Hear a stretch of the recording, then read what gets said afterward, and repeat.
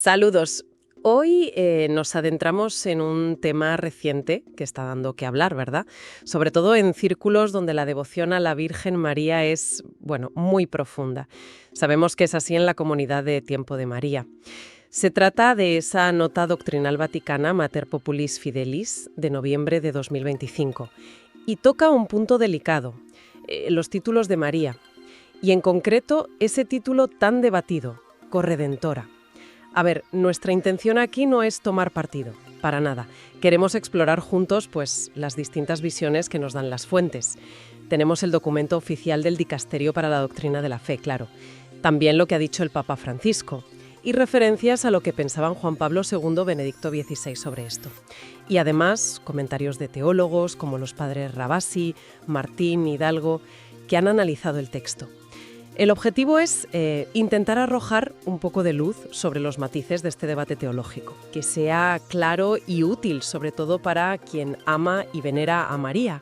Así que, bueno, con el documento, las declaraciones papales, los análisis, vamos a sumergirnos en este tema para entenderlo mejor. Empecemos por el documento en sí, ¿te parece? Efectivamente. El texto central es este Mater Populi Fidelis, y es importante entender qué es. Una nota doctrinal. Esto, digamos, significa que ofrece orientaciones doctrinales importantes, pero, ojo, no es un dogma de fe infalible.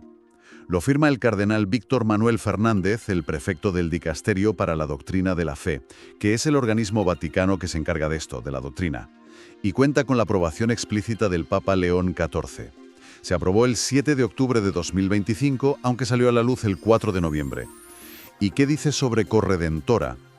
Pues mira, el punto 22 es muy claro. Lo califica como siempre inoportuno e inconveniente. O sea, la postura oficial es mejor no usar ese título. ¿Por qué? Da varias razones. La principal es el riesgo de oscurecer o, bueno, dar a entender mal que la salvación no viene única y exclusivamente de Jesucristo. Cita Hechos de los Apóstoles. No hay salvación en ningún otro. Es tajante. Otra razón. Puede generar confusión, desequilibrios en la fe de la gente. Y además, que es un término que necesita tantísimas explicaciones para entenderlo bien, que, bueno, al final no ayuda. Como dice el texto, si algo requiere muchas y constantes explicaciones, no presta un servicio y se vuelve inconveniente. Entiendo. Y por lo que parece, esta postura, esta cautela, no es algo completamente nuevo, ¿no? Parece que ya había antecedentes. Cierto. Ya el cardenal Ratzinger, antes de ser Benedicto XVI, mostró sus reservas. En 1996, cuando hubo una petición formal para definir como dogma que María era corredentora o mediadora, él votó que no. Y en 2002 explicó por qué.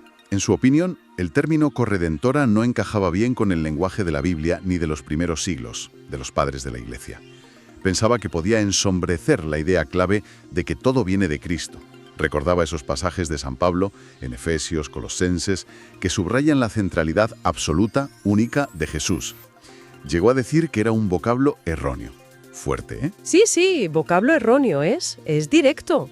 Y el Papa Francisco, por lo que indican las fuentes, ha ido en esa misma línea. Se menciona que al menos 3 veces ha insistido en algo parecido. Que María jamás quiso para sí tomar algo de su hijo.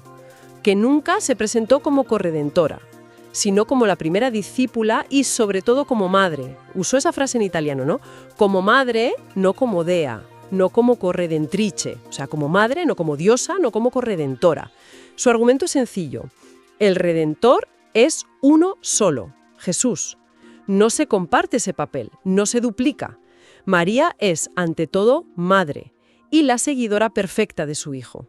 Vale, y aquí es donde, como decías, la cosa se pone realmente interesante, porque claro, si la postura oficial actual y la de papas recientes va por ahí, desaconsejando el término, ¿por qué sigue habiendo tanto debate? ¿Por qué, digamos, levantan pollas? La respuesta parece estar en la historia y en la devoción popular, claro. Exactamente.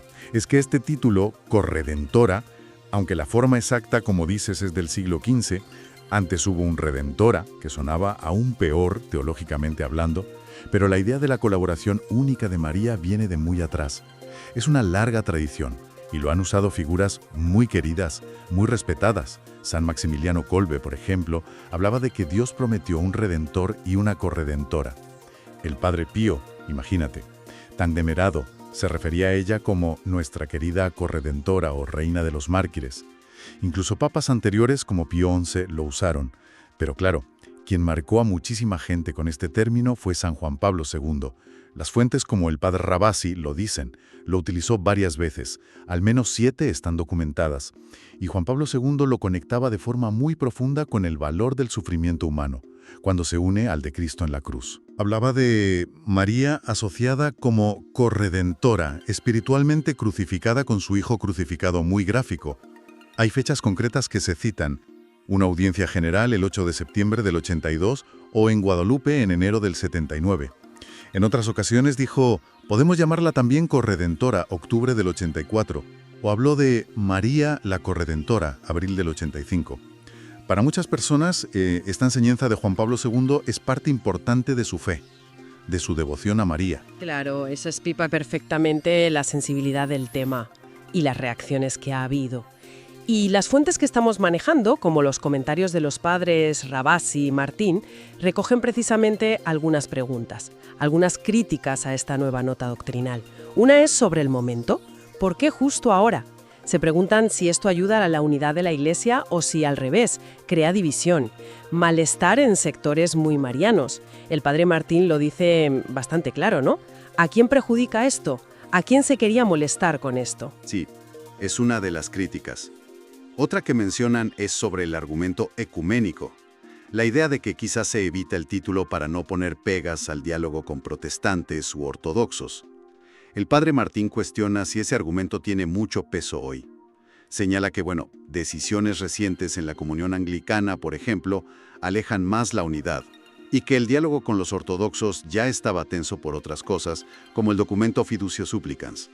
Entonces se pregunta, ¿el ecumenismo es la razón real o es más bien una excusa? Interesante. Y también ponen en duda eso de que corredentora genera confusión porque necesita explicación, el P. Martín dice. Todos los grandes misterios de la fe, la Trinidad, la presencia real en la Eucaristía, la transustanciación, necesitan explicación, necesitan catequesis. ¿Por qué este título iba a ser distinto? Se pregunta si se está intentando cerrar un debate teológico que podría ser legítimo usando una simple nota doctrinalia. Y aquí entra ese punto técnico que comentabas sobre la autoridad del documento, ¿no? Exacto. El P. Rabasi lo subraya. El propio texto dice no ser exhaustivo ni definitivo. Y como decíamos, es una nota doctrinal. Según el derecho canónico, la ley de la Iglesia, el Canon 752, este tipo de documento requiere un asentimiento religioso del entendimiento y de la voluntad. Suena un poco técnico, pero básicamente significa hay que acogerlo con respeto, intentar entenderlo, alinear tu pensamiento con él, por respeto a la autoridad que enseña, al magisterio. Pero, y esto es clave, no es el mismo nivel de adhesión que un dogma de fe, como creer en la resurrección o en la Inmaculada Concepción. Ahí no hay discusión. Este asentimiento religioso admite que pueda haber dudas, matices, que la discusión teológica entre expertos pueda seguir, con respeto claro.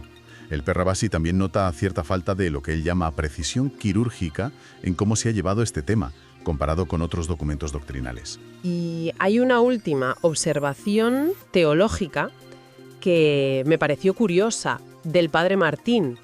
Compara corredentora con una frase muy fuerte de San Pablo en Colosenses 1:24, donde Pablo dice: completo en mi carne lo que falta a las tribulaciones de Cristo por su cuerpo, que es la Iglesia.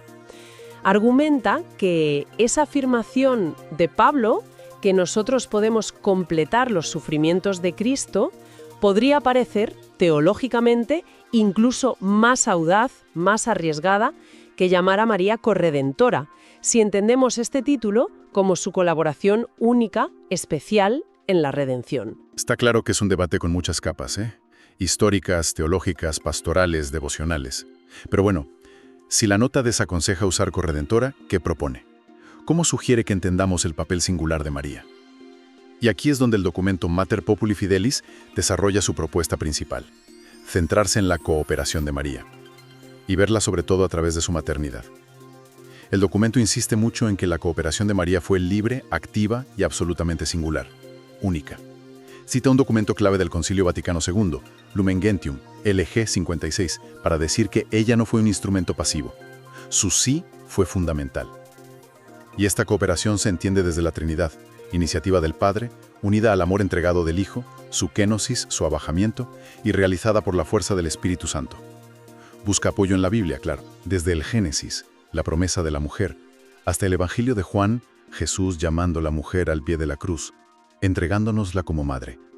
Pasando por Lucas, María como modelo de fe, la hija de Sión, y las bodas de Cana, por supuesto. También se apoya en la tradición.